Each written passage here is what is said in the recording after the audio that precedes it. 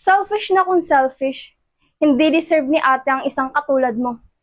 Na pangit, maitim, at maliit. Ang tsaka-tsaka mo. Total, sinisira mo naman sa sarili mong kapatid. Ba't di ko gawin yung pinaparatang mo sa akin? Bitawan mo nga ako! Ate, tulong! Ate! Tulong! Hindi kaya nakakaya sa kapatid mo. Hindi naman. Sige, napasok ka na. Ako nang bahala magpaliwanag. Tulungan na kita. Sige.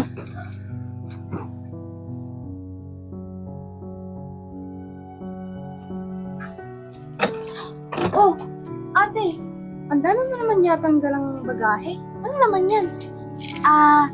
Kay Kuya James mo to. Okay lang ba na dito muna siya tumira sa atin? Pasensya ka na at di ko na nasabi sa'yo. Katampuhan kasi sila ng magulang niya eh. Oo naman ate, okay lang. Basta ikaw. Nga pala, pasok muna ako sa kwarto. Sige. O nga pala, mahal. Anong sabi siya ng kapatid mo? Baka kasi ayaw niya ako dito sa bahay. Hindi. Okay lang, mahal. Open ka nga dito, sabi niya eh. Paano ba yan? Okay lang ba sa'yo na imisin na natin yung gamit mo at pumunta ka na sa kwarto? Para makapagpahinga ka na rin.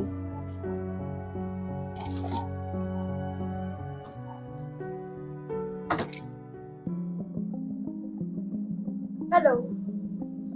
Alam kong bago ka lang dito sa bahay. At isa lang yung masasabi ko. Huwag mong sasaktan yung ate ko, ah. Isa pa, tigil-tigilan mo nga yung pagtitingin-tingin mo sa akin. Nakaalibadbaran ako. Parang ang dami mo at sinasabi. Kung mag-alala, gagawin ko yung gusto mo. Dapat lang. At kung pwede, maghanap ka ng trabaho. Parang binubuhat ka lang ni ate. Nagmumukha ka tuloy na anak niya.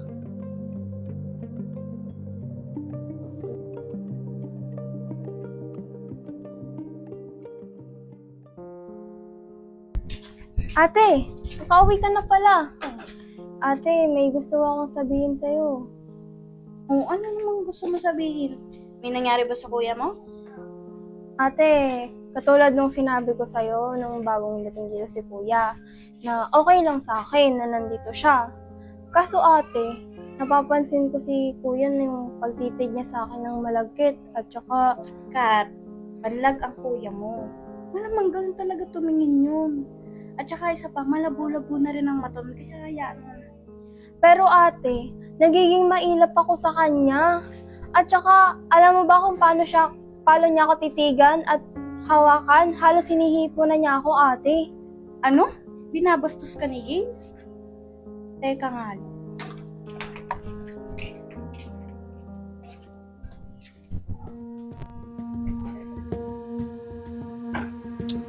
Hoy, lalaki! Ang kapal ng mukha mo! Dito ka na nga lang nakikitira, nagawa mo pa mamboso! Bakit mo binabastos tong kapatid ko, ha? Kung ganyan din lang palang ugali mo, lumayas ka na sa pamamahay ko! Alis! Ate, huwag ka nang sumama sa kanya, please. Dito ka na lang sa akin. Tsaka hiwalayan mo na yung lalaking yan. Mahal! Kilala mo ako. Di ko magagawa sa sarili mong kapatid yon. Ganito alis ako. Pero to, tandaan mo, wala akong ginawa sa kanya. Okay ka lang ba?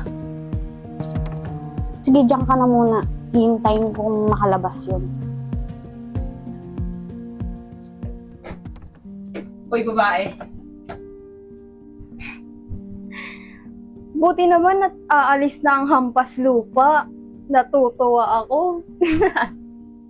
Kabago-bago pa lang, pero aalis na agad. Alam ko, hindi ko alam kung paano ka nauunawaan sa sarili mong ate. Halos baliw ka na. Tapos sinisiraan po ako sa sarili mong ate. Isa kang makasarili. Selfish na kung selfish. Hindi deserve ni ate ang isang katulad mo. Na pangit, maitim, at maliit. Ang tsaka-tsaka mo. Total, sinisira mo naman sa sarili mong kapatid. Ba't di ko gawin yung pinaparatang mo sa akin? Bitawan mo nga ako! Ate, tulong!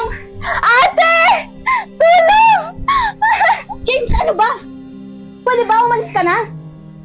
Alam ko na yung totoo. Alam ko pinaratangan ka niyang mali, pero ginawa mo pa rin yung pinakaayaw ko sa lahat. Pwede ba umalis ka na? Alis! Pupunta, lumabas ka!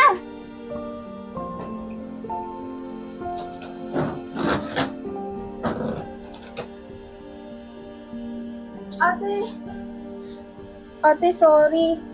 Patawarin mo ako. Sa sobrang makasarili ko, gumawa ko ng kwento na hindi totoo.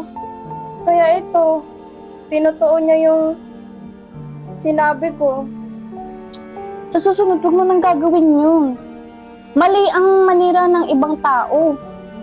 Huwag mo nang gagawin yun. Mali yun. Sorry, ate.